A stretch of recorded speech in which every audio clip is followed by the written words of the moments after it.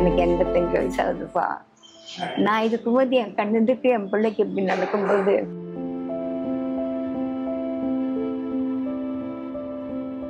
வெற்றிமாறன் இருக்காரு, அவர் கூட இங்க வருவாரு. பர்த்டே வந்து லாஸ்ட் இயர் பர்த்டேவை நல்லா கிராண்டா செலிப்ரேட் பண்ண நான் இருக்க மாட்டேன் அப்படின்னா சொன்னாராமா. அப்படி நான் இருக்க மாட்டேன். இந்த ஒரு வருஷத்துல உங்க கனவுல வந்து அண்ணா பேசுறதா இருக்கட்டும், அப்படி எதுவும் பக்கத்தில் நிப்பாரு. பூஜை பண்ணும்போது வந்து பக்கத்தில் நிப்பாரு. இன்னைக்கு அமாவாசை இல்லைங்களா, இன்னைக்கு அமாவாசைக்கு வீட்டுல ஒரு ஓமம் பெரிய அளவுல போடும். ஸ்டார்ட் பண்ணும்போது இப்படி கண்ணமங்கம்னா வந்து நிற்பாங்க பக்கத்துல. அவருக்கு ஏதாவது ஆசை இருந்ததாமா பாலாஜி அண்ணாவுக்கு, நம்ம கோயில் எப்படி பண்ணணும் இல்ல பண்ணிட்டு இருக்கிறது எல்லாமே ஆசைதான்.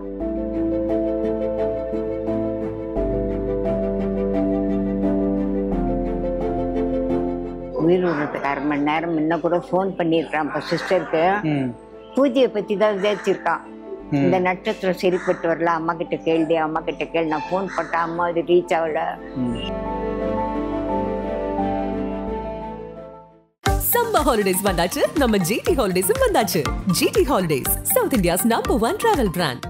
வணக்கம், எப்படிமா இருக்கீங்க? நல்லா. இன்னைக்கு பாலாஜி அண்ணாவோட 1ஆம் ஆண்டு நினைவு நாள். ஸோ இன்னைக்கு கோயில்ல இப்படி ஒரு பூஜை பண்ணலாம், அன்னதானம் பண்ணலாம், உங்களுக்கு எப்போ தோணுச்சு? எப்போ இருந்தது இது? எப்பவுமே இந்த சிந்தனை இருக்கிறது தாங்க, பாலாஜிக்கு என்ன பண்ணலாம். ஸோ ரொம்ப நாளாவே இதை பிளான் பண்ணி இந்த பிரபான் நின்று பேசினார் பாருங்க, அவர் வந்து அன்னதானம் பண்ணலாமா, கோயிலாண்ட பண்ண போறோம் அப்படின்னு. சரி. இப்போ முதல்ல வந்து இந்த கோயிலுக்கு நீங்க எப்போமா வந்தீங்க? ஏன்னா வந்து உங்க வீடு புரசேவாக்கம் அண்ணா நகர் அந்த சைடு தான். இவ்வளவு தூரம் தள்ளி இங்க இருக்க கோயிலுக்கு நீங்க எப்போ வந்தீங்க? இங்க கோயில் கட்டலாம்லாம் எப்படி உங்களுக்கு தோணுச்சு? 55 வருஷத்துக்கு முன்ன வந்தப்பா. 55 வருஷத்துக்கு முன்ன வந்தப்போ இவங்கெல்லாம் சின்ன குழந்தை. பாலாஜிக்கு 5 வயசு. அப்ப 53 வருஷம் ஆகுதுன்னு வச்சுக்கோங்க. நான் இங்க வந்து ரொம்ப சோதனையும் வேதனையுமான நேரத்துல இந்த உலகத்தையே நம்ம இருக்கக்கூடாதுன்னு சிந்தனையில இருக்கும்போது எங்க வீட்டுல ஒரு பக்கத்துல டெனன்ட் இருந்தாங்க. அவங்க சொன்னாங்க, ரொம்ப நல்ல குடும்பமா இருக்கீங்க, எங்களுக்கு ஒரு கோயில் தெரியும், அங்க வாங்க, எதுவா இருந்தாலும் நிவர்த்தி பண்ணுவாங்க, சொல்லுவாங்க, ரீசன் சொல்லுவாங்க என்னன்னு சொல்லிட்டு, நீங்க தயவுசெய்து. ரொம்ப நாளா கம்பல் பண்ணியிருந்தாங்க. சரின்னு இங்க வந்தோம். வந்தா அவங்க வந்து எல்லாமே டீட்டெயிலா சொல்லிட்டாங்க. அதாவது சின்ன குழந்தையில இருந்தே நம்மளுக்கு தெளிவு வந்த நாள்ல இருந்து என்னென்ன நடந்தது, இப்படி இப்படி இப்படி எல்லாம் சொல்லிக்கொண்டு, அம்மாவுக்கு வந்து வருஷத்துல ஒரு நாள் சுயம்பு திருநாள், பிறந்த நாள் உற்சவம் கொண்டாடுவாங்க. அது கம்மிங் மே 1ஆம் தேதி வருது. அத மாதிரி அந்த நட்சத்திர நாள்ல நீங்க வா, உங்க வாழ்க்கை திறமை மாறிடும் அப்படின்னாங்க. அவங்க சொல்றது 6 மாசத்துக்கு முன்ன சொல்றாங்க. இந்த 6 மந்த்ஸும் எப்போ அந்த நாள் வரும், அப்போ எப்போ ஒரு நாள் தான் பூஜை, நம்ம ரெகுலர் பூஜை இல்லை, எப்போ ஒரு நாள் பூஜை, ஆடியோட ஆடி ஞாயிறு அதோட இந்த சித்திரை மாச பூஜை தான். அதை சிந்தனையே வச்சு அந்த ஏப்ரல் வரலான்னு வரும்போது வர்றதுக்கு வசதியும் பத்தலை. அப்போ ரொம்ப வறுமைனா வறுமை, பயங்கரமான வறுமை. எப்படி வருவோன்னு தெரியல, அப்படி இப்படி அப்படியே சமைச்சு போயிடுவோம். ஆனா திரும்பி வீட்டுக்கு வரக்கூடாது. அங்கேயே ஒரு நீர்நிலை கிணறு இருந்தா 4 குழந்தைங்க பாலாஜிக்கு அடுத்த ஒருத்தன், அடுத்தது 2 பொம்பளை பசங்க, 4 பசங்க குழந்தைங்கள போட்டு நம்ம விழுந்து உயிரை மாய்ச்சிக்கணுன்ற சிந்தனையோட தான் இங்க கோயிலாண்டு வந்தேன். வந்த சாமி சொல்லலாமா சொல்லக்கூடாதான்னு தெரியல. கோயிலாண்டு வந்து நின்னா நைட்டு 12 o'clock தான் அந்த தரிசனம். அம்மாவுக்கு சேம் தரிசனம் நைட்டு 12 o'clock.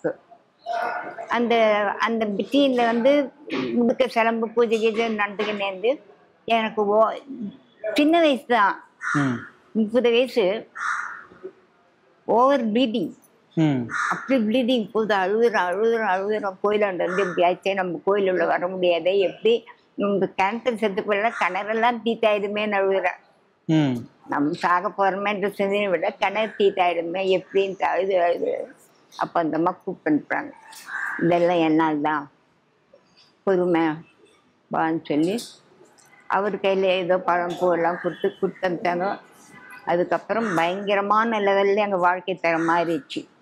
அப்போ என்ன சொன்னாங்க, கல்வி செல்வம் முதல்ல கொடுக்குறேன், அடுத்து அதை வச்சு செல்வம் கொடுக்குறேன், நிறையா நிற்கும் அப்படின்னு. அப்போ எல்லாம் சின்ன பசங்க, டியூஷன் இல்லாத, ஃபீஸ் இல்லாத, எல்லாருமே A to Z கிளாஸில் ஃபஸ்ட்டு, ஸ்கூலில் ஃபஸ்ட்டு. அப்படி வந்து பாலாஜி கூட வைஷ்ணவ கல்வியில் ஃபஸ்ட்டு வந்தவன் தான். அப்புறம் தான் இது ஃபிலிம் இன்ஸ்டியூட் காலேஜில் படித்தேன். அப்படி வந்து பசங்க பெரிய லெவலில் இருந்து அவங்க எஜுகேஷன் வச்சு அவங்க மேலுக்கு வந்தவங்க தான் எல்லாரும். அப்படி வர கொடுத்தா அம்மா. அந்த வருஷத்துலேருந்து நீங்கள் வருஷம் வர ஆரம்பிச்சிட்டீங்க? ஆமாம், வருஷம் வர ஆரம்பிச்சிட்டோம். வீக்லி ஒன்ஸ் கூட வந்துடுவேன். ஒரு 1.25 ரூபாய் தான் இங்கே வந்துடலாம், பஸ்ஸில் வந்துடுவீங்க. அப்போ அவங்களுக்கெல்லாம் இதுவே கிடையாது இல்லைங்களா, எனக்கு மட்டும் தான் 1.25 ரூபாயில் வந்துடும்.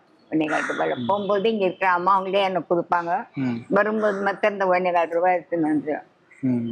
ஸோ எப்போ இங்கேயே நம்ம வீடு கட்டி வரலாம், இங்கே பக்கத்துல இருக்கலாம்னு எப்போ உங்களுக்கு தோணுச்சு? இந்த சிந்தனை எல்லாமே இப்போ நடக்கிற செயல் எல்லாமே அம்மாவால் தான். எனக்குன்னு ஓன் நாலேஜ் ஒன்றுமே இல்லைன்னு தான் நான் சொல்லணும். இந்த அளவுக்கு தெளிவு, அறிவு எல்லாமே அம்மா தான். ஈவன் பாலாஜி கூட சொல்கிறேன்ப்பா, அவனுக்கு ரொம்ப பயங்கரமான தர்மசாலி. தர்மம் சின்ன வயசுல பூஜை இதெல்லாம் ஜாஸ்தி. என் கஷ்டத்தில் பாதி கஷ்டம் வந்தால் எடுத்துக்கிறான். சின்ன பையனா இருந்தாலும் அம்மா தான் அவன் ரூபத்தில் வந்து எனக்கு எல்லா ஹெல்ப்பும் பண்ணிச்சின்னு நினைக்கிறேன். 28-30 வயசு இருக்கேன் என் கூட தான் இருந்தேன். அப்புறம் எல்லா ஃப்ரெண்ட்ஸுங்கெல்லாம் வந்து டிஸ்கஸ் பண்ணுற இது, பொம்பளை பசங்க இருக்கிறாங்க, நிறைய பேர் இருக்காங்க. சின்ன வீடு, அந்த டெத்தாய் போட்டுருந்தாப்பா, அந்த சின்னதாக இருந்தது, முடியாதுப்பா அப்படின்போது அவன் தனியாக இருக்க ஆரம்பிச்சான். அப்புறம் தான் திருவான்மியூர் போயிட்டார். அப்பயே திருவான்மியூர் போல நுங்கம்பாக்கம் இருந்தான். அதுக்கப்புறம் தான் திருவான்மியூர். ஷூட்டிங் எல்லாம் வந்த பிறகுதான் திருவான்மியூர் போயிட்டு. அப்ப நீங்களும் இங்க வந்துட்டீங்க, ஆவடிக்கு வந்துட்டீங்க நீங்களும் அந்த சமயத்துல? நான் வந்து இப்பதான் 10-12 வருஷம் ஆச்சு வந்து. அம்மா வந்து இடம் அப்பயே வாங்கி போட்டாங்க. கொஞ்சம் நகைங்க இருந்தது, எல்லாமே இட்டு சாப்பிட்டு இருந்தான். என்ன நினைச்சாங்களோ தெரியல, கொஞ்சம் நகை இந்த அப்போ 3000 தான். இது இடமே 3000 தான் எனக்கு வாங்கி கொடுத்தாங்க. அது அப்படியே இருந்தது. அப்புறம் இப்பதான் 10 வருஷத்துக்கு முன்னதான் கட்டினேன். அப்படி வந்தது. கோயில் கட்டணுங்கிறது உங்களோட ஆசை, அதை நீங்க பாலாஜி சொன்னோடனே அவரு அதை எடுத்து பண்ணிட்டாரு. ஏன்னா ரொம்ப ஈடுபாடோட பண்ணாரு. அவரே எல்லாத்துக்கும் பெயிண்ட்லாம் பண்ணுவாங்க. எவ்வளவு ஈடுபாடோட, எவ்வளவு ஆசையா அந்த கோயிலை கட்டினாரு அவர். ஆமா, ரொம்ப ஆசையா பண்ணாங்க. நைட்டு இங்கேயே தான் தங்க சாப்பிடணும், எல்லாரும் ஒன்னா சாப்பிடணும். ஒரு ஆளுக்கு பேமெண்ட் கேட்டா கூட எங்க எல்லாருக்கும் கொடுக்கணுமா, எங்க எல்லாருக்கும் ஒன்னா கொடுக்கணுமா.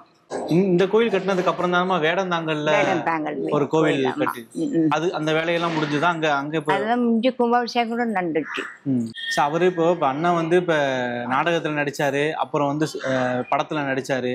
அப்பெல்லாம் உங்களுக்கு அது பிடிச்சிருந்ததா? நீங்க அது எல்லாத்துக்கும் ஓகே சொன்னீங்களா, இல்ல நீங்க என்ன சொன்னீங்க அப்போ? நான் ஒன்னும் சொல்றது இல்லப்பா, அதெல்லாம் வேணும் வேணா எதுவுமே சொல்றேன்.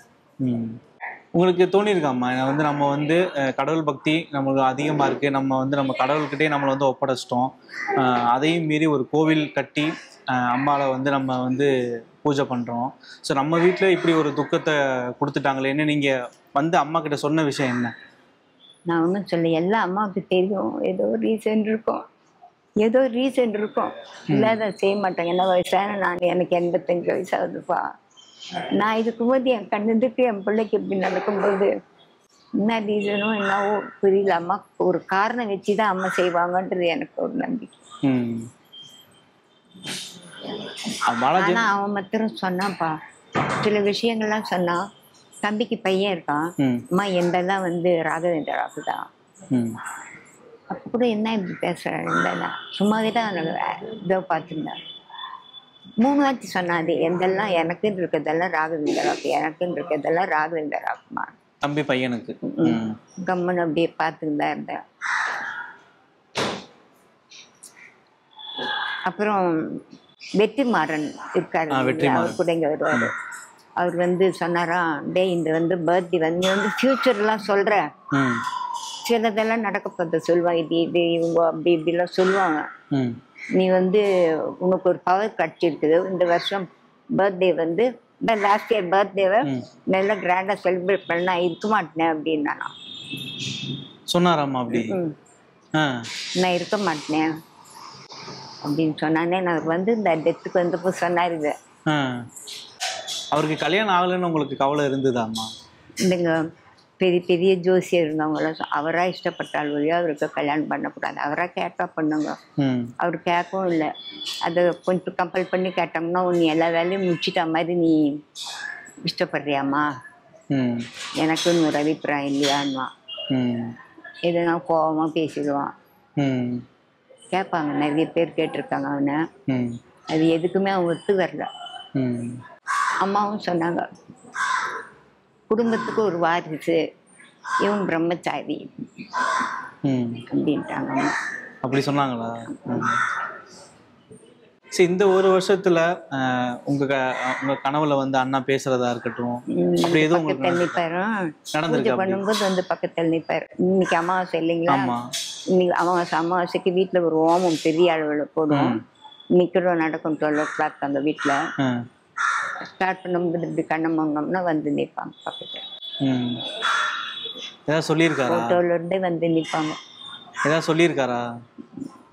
ஒன்றும் சொல்லலை. அது இதுன்னு எதுனா கேட்பான். இன்னைக்கு கூட அவங்க அப்பா கிட்ட ஏதோ கொடுக்குறான், நான் இன்னும் கழுத்து காலியா இருக்குது, மாலை போடுவது வந்ததே எங்க உதாட்ச மாலை தான் கேட்டாங்க. உதாட்ச மாலை கழுத்துல இல்லையே போடுப்பான்றேன். போட்டுக்கிறான். எங்கேயோ கிளம்புறதுக்கு ரெடி ஆகுறாங்க அப்பாவும் பிள்ளையும். அவன் கண்ணு டொனேட் பண்ணான் இல்லைங்களா, அது கண்டான முகாம் தான் ஒன்று நடத்தலாம்னு வச்சுக்கணும். பர்த்டேக்கு தான் பாக்குறேன் நான். ஏன்னா ஒரு தங்கச்சி பொண்ணு வந்து டாக்டர், கண்டாக்டரு, அவளை வச்சு அரவிந்த் டாக்டர். அவங்க அப்பா கொஞ்சம் சீரியஸ் ஆகி போச்சு, உடம்பு செய்யுது, அதனால ட்ராப் பண்ணிட்டோம். மிக்சி வைக்கலாமான்னு பார்த்துட்டு இருக்கோம். ஒரு 100 பேருக்கு கண்ணான முகாம், இலவச கண் சிகிச்சை. அவருக்கு ஏதாவது ஆசை இருந்ததாம்மா பாலாஜி அண்ணாவுக்கு, நம்ம கோயில் எப்படி பண்ணணும் இல்ல பண்ணிட்டு இருக்கிறது எல்லாமே ஆசைதான், இன்னும் இருந்திருக்கோம். அவரு அண்ணா இறந்ததுக்கு அப்புறம் கூட நிறைய பேர் என்ன சொன்னாங்கன்னா, இப்போ அவங்க முரளி சாரோட இதையுமே ரெண்டுமே கம்பேர் பண்ணி சொன்னாங்க. ஏன்னா அவருமே ரொம்ப சீக்கிரமாவே இறந்துட்டாரு. ஸோ இவருக்குமே கிட்டத்தட்ட அதே பிரச்சனை தான் அப்படின்னு சொன்னாங்க. நீங்க அதை எப்படி பார்த்தீங்க? உங்க வீட்டில் ஆல்ரெடி இப்படி ஒரு விஷயம் நடந்திருக்கு, இப்போ அண்ணாவுக்கு இதே மாதிரி நடந்திருக்கும் போது உங்களோட நினைப்பு என்ன மாதிரி? என்னன்னு தெரியலேன்னு தான் யோசனை, என்ன கணிப்பு இருக்குது சொல்லுங்க. முரளி சாருக்கு உங்களுக்கும் நல்லா பழகுவாரா? அவங்க நல்லா பேசுவாரா? எக்ஸாக்ட்லி அந்த மாதிரியே இருப்பாங்க. எதிர்க்க பார்த்தேன் யங் ஏஜ்ல, இப்போ இல்லை, யங் ஏஜ்ல அப்படியே அவங்க பசங்கள்லாம் பேசுவாங்க, அதர்வா ஆகாஷ் எல்லாம் எவ்வளோ பேசுவாங்கல்ல? அவங்க நல்லா பேசுவாங்க. அந்த ஃப்ரீயா இருக்கும்போது வீட்டுக்கு வந்தா பேசுவாங்க. அவனுக்கு அக்கா பெங்களூர்ல இருந்து வந்துட்டு போவா, பார்த்துட்டு போவா. ஒரு பொண்ணு இருக்காங்களா? இது எப்படி கேட்குன்னு தெரியல. இந்த ஒரு வருஷத்துல நீங்க எவ்வளவு மிஸ் பண்ணீங்க பாலாஜி அண்ணா? நிறைய மிஸ் பண்ண. அடிக்கடி அந்த சிந்தனை வந்து ரொம்ப மனசு கஷ்டமா இருக்கும். நான் இருக்கிறேன்ப்பா, இவ்வளவு வயசாகி. அதுக்கு இன்னொரு புள்ள சொல்லுவான், அலோனா இருக்கிறான், அவனுக்கு யார் இதெல்லாம் செய்வாங்கன்னு சொல்லிட்டு அம்மா இப்படி பண்ணிருக்கான் அப்படின்னு. கஷ்டப்படாதீங்க, கண்டிப்பா. எப்பவுமே அந்த சிந்தனை தான் வந்துடும். அதுக்கே ரொம்ப போட்டோ கூட பார்க்கறதுக்கு, போட்டோ பார்க்கணும்னு இருக்கு, நினைச்சாலே மனசில் தான் எப்பவும் சிந்தனை இருக்கும். ரொம்ப சின்ன வயசுல எனக்கு ரொம்ப ஈடுபாடா எனக்கு ஒத்துழைச்சோம். பெரியவங்க லெவல்ல ஒத்துழைச்சோம். பெரியவங்க லெவல்ல ஒத்துழைச்சோம். படிக்கவும் படிச்சுக்கணும், தங்கச்சி தம்பிங்களையும் பார்த்துக்கணும், வீட்டையும் பார்த்துக்கணும். அப்போ எங்க ஏஜ்ல நான் கொஞ்சம் சிக் பேஷண்டா இருந்தேன். இப்போ மாதிரி நல்லா இருக்க மாட்டேன். சிக் பேஷண்டா இருந்தேன். அம்மா கிட்ட வந்த பிறகுதான் எல்லாமே மாற்றிக்கினாங்க. வியாதியும் டாக்டர் கிட்ட போனது இல்லை, மருந்து சொல்லவே நம்மளுக்கு கிடையாது. பாருங்க, திடீர்னு அவன் வந்து, ஆனா 4 days அவன் சிஸ்டர் கிட்ட சொல்லியிருக்கான், கொஞ்சோண்டு வாயில போட்டா கூட எனக்கு உடம்பு டைட் ஆகி போகுது என்னன்னு தெரியல பாலா, இது வந்து வாயில சொல்லிட்டு இருக்கிறதுல எதுக்கும் செக்அப் பண்ணிக்கோன்னா நீ இந்த மாதிரி உனக்கு சொல்ற மாதிரி வச்சு இருக்கிற. உயிர் விடுறதுக்கு 1/2 மணி நேரம் முன்ன கூட ஃபோன் பண்ணியிருக்கான் இப்போ சிஸ்டருக்கு. பூஜையை பத்தி தான் விசாரிச்சிருக்கான். இந்த நட்சத்திரம் சரிப்பட்டு வரல, அம்மா கிட்ட கேள்வி.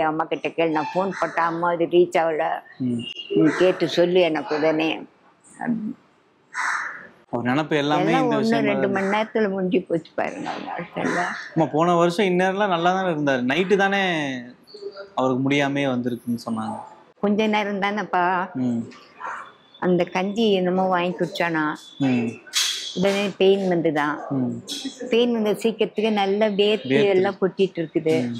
அவன் ஃப்ரெண்டுங்க டாக்டருங்க இருக்காங்க, ஃபோன் பண்ணியிருக்காண்டே நீ சொல்றத பார்த்தா ஹார்ட் அட்டாக் மாதிரி இருக்குது, இம்மிடியட்டா நீ உடனே வந்துருன்னப்போ போயிருக்கான். போன சீக்கிரத்துக்கு அங்கே அடுத்து ஸ்ட்ரோக் வந்துடுச்சுன்னா. ஆனால் ஹாஸ்பிட்டல் போயிட்டாரு. எங்கள் வீட்டில் எல்லாரும் போயிருக்காங்க. எனக்கு பாருங்க, மறுநாள் 10 மணிக்கு தான் தெரியும் பாலாஜிக்கு இந்த மாதிரி நம்ம வீடு காலியாக இருக்குது, யாருமே இல்லையே, எங்கே போயிருக்கீங்க, ஒரு சர்வெண்ட்டை வச்சுட்டு எனக்கு எல்லாரும் போயிட்டாங்க. சொல்லவே இல்லை உங்ககிட்ட? அப்ப நீங்க காலைல உங்களுக்கு சொன்னதுக்கு அப்புறம் நீங்க நேரா அங்க வந்துட்டீங்க, அப்பதான் உங்களுக்கே தெரியும் நீங்க காலைல வந்தது. அப்போ ஆமா, அப்பதான் சொல்றாங்க வாமா கொஞ்சம் என்னமான்னு. என் தங்கச்சி, அவனுடைய தங்கச்சி அழுகுது, என்னமா ஆச்சுன்னா சொல்லல. வந்த பிறகுதான் பாக்குறேன். கவலைப்படாதீங்கம்மா, கண்டிப்பா அண்ணா உங்க கூடயே தான் இருப்பாரு. இன்னைக்கு எனக்கு அதான் தோணுச்சுப்பா. காலையில கனவு 4:30 மணி கண்ணை தந்தேன். 4:30 மணி அவங்க அப்பா அவங்க 2 பேருமே அவங்களுக்கு ஏதோ நான் எடுத்து கொடுத்து ரெடி பண்றேன் அவங்கள. சரி நீ கோயில்ல பூஜை இருக்கு, ரெடியாகிறவங்க போல இருக்கு எம்சன் நினைச்சுக்கிட்டு. அப்பாவுக்கு என்ன ஆச்சுமா? அப்பா எப்படி? அப்பாவும் 85 இயர்ஸ் ஓல்டுமா. அவர் இதுவாகும்போது அவர் கொஞ்சம் சுகர் பேஷண்ட், சுகர் இருந்தது. எதையுமே வந்து விழ மாட்டார், அது பாட்டு இருக்கட்டும் சொல்லிட்டு ஃபுல்லா சாப்பிட்டு இருப்பாரு. அவர் மிஞ்சி ஒரு 10 days தான் ஹாஸ்பிட்டல்ல இருந்திருப்பார். சரிம்மா, உடம்ப பாத்துக்கோங்க. போதும்பா, நான் இருந்து என்ன பண்ண போறேன் சொல்லுங்க. இருக்கணும், வேலைக்கு சாப்பிட்றது தூங்குறது, சாமியை நினைச்சுக்கிறேன், அவ்வளவுதான். நீங்க சொல்ற மாதிரி தான் அம்மா எல்லாத்துக்கும் ஒரு ரீசன் வச்சிருப்பாங்கன்னு சொல்றீங்கல்ல, இதுக்கும் அம்மா கிட்ட ஒரு ரீசன் இருக்கும் உங்களோட. அதுதான் சொல்றாங்க, அம்மா தெரியும் ஏதோ ஒரு ரீசன். அவன் ஃப்ரெண்டு ஒரு தம்பி வந்து இருந்தாருப்பா வீட்டுக்கு. இவங்க எங்கேயோ கோயிலுக்கு போனாங்களாம். ஒண்ணு உங்க அம்மாவுக்கு இல்லைன்னா உனக்குன்னு தான் இருக்குதுப்பா. உங்க அம்மா ஒருவேளை அவங்க ஆயுசு முடியலாம் உனக்கு தான் அப்படின்னு சொன்னாருங்க அவரு. அந்த யாருன்னு தெரியல, நான் டீட்டெயிலாக கூட கேட்கறதுக்கு அந்த நேரத்தில் தோணல. அந்த டேட் ஏதோ குறிப்பிட்டு சொன்னாருன்னா, ஆனால் இந்த டேட் வந்து இருக்குது, நான் இருக்கட்டும், எங்கள் அம்மா இருக்கட்டும், நான் இருந்து என்ன பண்ண போகிறேன், எங்கள் அம்மா இருந்தாலும் 4 பேரை காப்பாற்று, நான் என்ன காப்பாற்ற வாயில ஒரு அட்வைஸ் பண்ணுவேன், அவ்வளோதான். அங்கே இங்கே இல்லாத இங்கே கோயிலில் இருப்பான்றது நம்ம பாலாஜியை, கோயிலில் இருப்பான். ஆனா அவனுடைய ஜீவ் எல்லாம் மாறி போச்சுப்பா. அவனுக்கு நடக்க போறது தெரிஞ்சிடுச்சு. முன்னாடியே அவனுக்கு நடக்க போறது தெரிஞ்சு நிறைய பேருக்கு சொல்லியிருக்கான். அது வேற யாரையோ கூட்டின்னு வந்து பார்த்தானா, ஐயர் சொல்லுவார், அங்கேருந்து யாரோ வந்தாங்க, இங்கேருந்து யாரோ வந்தாங்க, ஹோட்டல்ல இருந்து சாப்பாடு வர வச்சு ஆஃபீஸர் உட்கார வச்சு சாப்பிட வச்சு அனுப்பிச்சிருக்காங்க. சரிம்மா, ரொம்ப நன்றிங்கப்பா. சம்மர் ஹாலிடேஸ் வந்தாச்சு, நம்ம ஜிடி ஹாலிடேஸும் வந்தாச்சு. GT holidays, south India's number 1 travel brand.